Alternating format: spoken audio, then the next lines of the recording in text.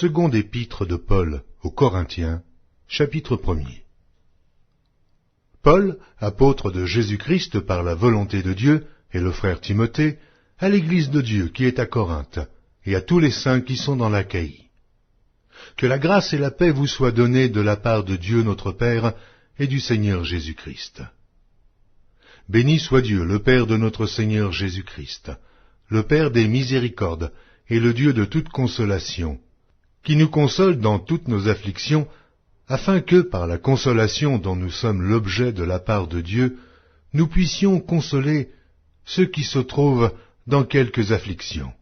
Car de même que les souffrances de Christ abondent en nous, de même notre consolation abonde par Christ. Si nous sommes affligés, c'est pour votre consolation et pour votre salut. Si nous sommes consolés, c'est pour votre consolation, qui se réalise par la patience à supporter les mêmes souffrances que nous endurons. Et notre espérance à votre égard est ferme, parce que nous savons que, si vous avez part aux souffrances, vous avez part aussi à la consolation. Nous ne voulons pas, en effet, vous laisser ignorer, frères, au sujet de la tribulation qui nous est survenue en Asie, que nous avons été excessivement accablés au-delà de nos forces, de telle sorte que nous désespérions même de conserver la vie. Et nous regardions comme certain notre arrêt de mort, afin de ne pas placer notre confiance en nous-mêmes, mais de la placer en Dieu, qui ressuscite les morts. C'est lui qui nous a délivrés et qui nous délivrera d'une telle mort. Lui de qui nous espérons qu'il nous délivrera encore. Vous-mêmes aussi, nous assistants de vos prières, afin que la grâce obtenue pour nous par plusieurs soit pour plusieurs une occasion de rendre grâce à notre sujet. Car ce qui fait notre gloire, c'est ce témoignage de notre conscience, que nous nous sommes conduits dans le monde, et surtout à votre égard, avec sainteté et pureté devant Dieu. Non point avec une sagesse charnelle, mais avec la grâce de Dieu.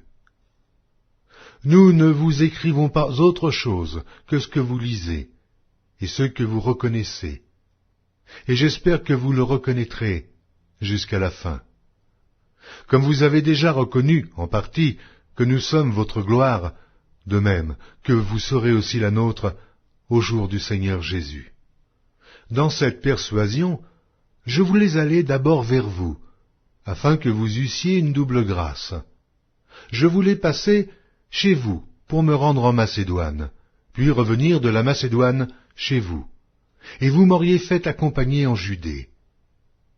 Est-ce que, en voulant cela, j'ai donc usé de légèreté, ou bien mes résolutions sont-elles des résolutions selon la chair, de sorte qu'il y ait en moi le oui et le non. Aussi vrai que Dieu est fidèle, la parole que nous vous avons adressée n'a pas été oui et non. Car le Fils de Dieu, Jésus-Christ, qui a été prêché par nous, au milieu de vous par moi, et par Sylvain, et par Timothée, n'a pas été oui et non, mais c'est oui qui a été en lui. Car pour ce qui concerne toutes les promesses de Dieu, c'est en lui qu'est le oui. C'est pourquoi encore l'amen par lui est prononcé par nous à la gloire de Dieu. En celui qui nous a fermis avec vous en Christ, et qui nous a oints, c'est Dieu, lequel nous a aussi marqués d'un sceau et a mis dans nos cœurs les arts de l'esprit. Or, je prends Dieu à témoin sur mon âme, que c'est pour vous épargner que je ne suis plus allé à Corinthe.